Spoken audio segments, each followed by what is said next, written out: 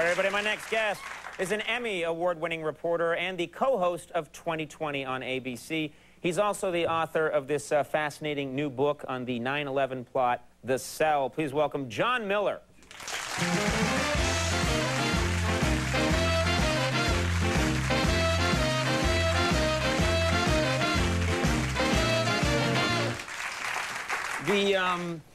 I didn't get back to the desk fast enough. That's never happened.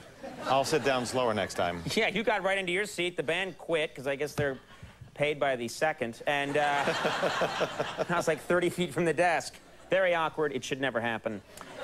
We'll talk about the book, which it's fascinating now that we're really starting to figure out exactly what happened on that day and everything. We'll talk about that in just a second. But I wanted to ask you, you built your career, you really cut your teeth covering the mob. You spent a lot of time covering John Gotti. And since I saw you the last time, he passed away.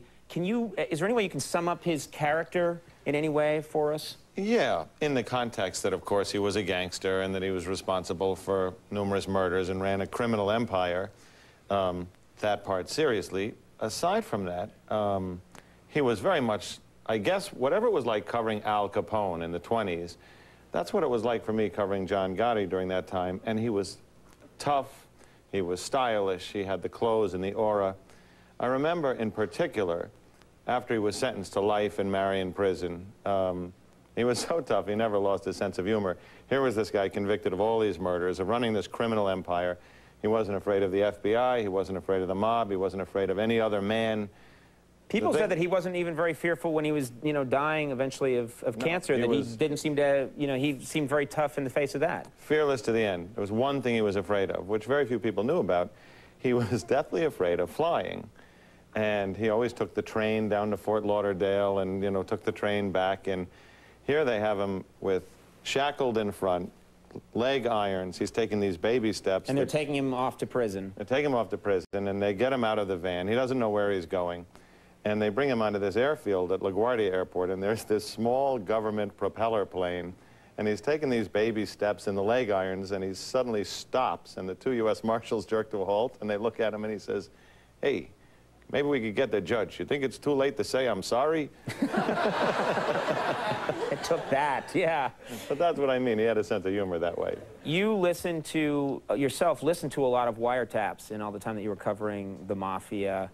Do you ever hear anything that just struck you as funny when you're listening to wiretaps? The mob, this was organized crime, the creme de la creme of the criminal world. So, of course, you'd listen to these wiretaps, and they were heavily coded. But sometimes you realize these guys really weren't much better than anybody else. Early on, I heard one of the tapes where they were always using code words to define a kilo of heroin. And the one code word that came up the most was the guy would say, "Hey, Tony, how you doing?" He'd say, "Hey, Pete, what's up?" He says, "I got a cousin from Toledo in town wants to buy some of those shirts." I'd say, "Oh, yeah, we got shirts." He says, "These shirts, how white are they?" He says, "They're very white." He says, "How much are you getting for these shirts?" He'd say, "About $2.50 each." He'd say, "Hold on. My cousin says he'll take 3.5 shirts."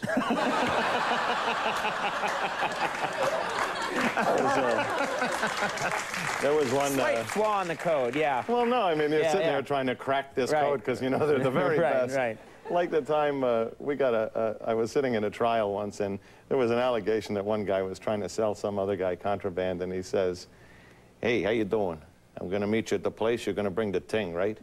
He says, "Yeah, I'm only going there to give you the ting. What, am I going to show up without it?" He says, "No, I just don't want to go all the way out there if you ain't going to have the ting." He says, "All right, don't say what the ting is on the phone." He says, "Okay, don't forget to bring the bullets for the ting either." So no, they don't make them like that anymore. Right. They found two guys in the trunk of a car at Kennedy Airport last week with their heads tied together. That's how all funny stories start this way. Yes, it is. I got another one. They find these guys, and they've been burned with acid. Go ahead, sorry. Well, it's just exemplary of, how the mob's looking for new help. Their heads were tied together. They were shot through the back of the hands. They're really not up to par anymore. Now, moving on. In the back row, they're starting to get that one now. Oh, they get it. They're just angry. Take it easy. I saw your monologue. Hey! Whoa!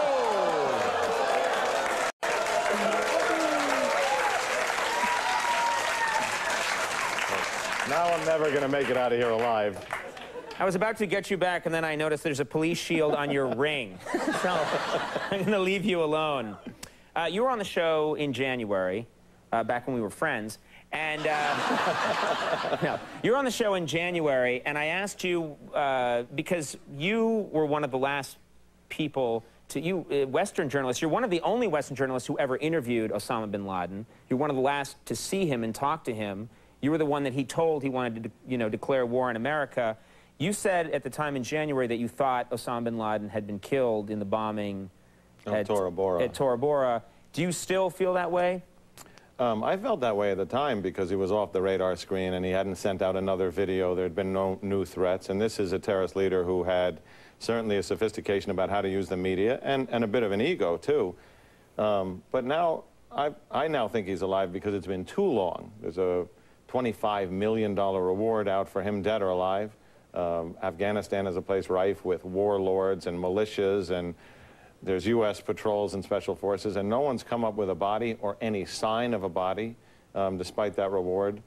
And it appears that certain elements of al-Qaeda, his group, still have command and control. So I'm now going on the assumption that he may well be alive and still in control. Okay, the other question I had for you is you were just in Afghanistan, weren't you? That's right. How recently? Just probably three and a half weeks ago.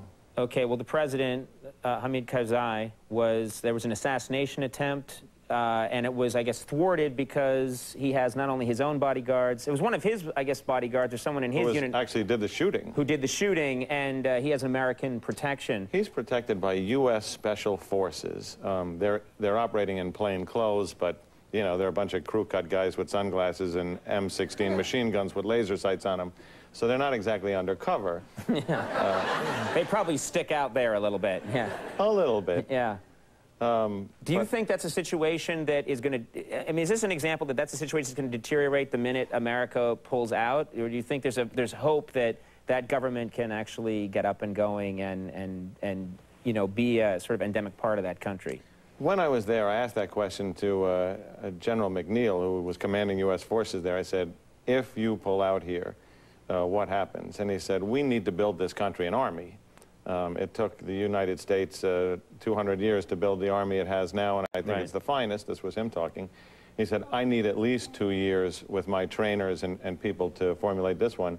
I asked the same question to Karzai, and he said, if America leaves, if the U.S. forces leave us on our own here, this all falls apart. Because he's challenged by rival warlords, the remnants of the Taliban, al-Qaeda forces, and political forces that would like to take over the government. Yeah, that's an extremely complicated problem. And I should mention this book, The Cell, is it's an excellent account of what happened not only that day, but more importantly, how this situation, how we got to that situation on 9/11 and sort of how we were led up to what went wrong in American intelligence. It's really a detective story about the investigation that led up to 9/11 and how so many important clues were missed and what was wrong with the system. Okay. The Cell is in bookstores now. 2020 airs Friday nights at 10 on ABC. John Miller, thank you very much. Thank you very much. Good to have you. We'll be right back with And You Will Know Us by the Trail of Dead. You got to hear these kids.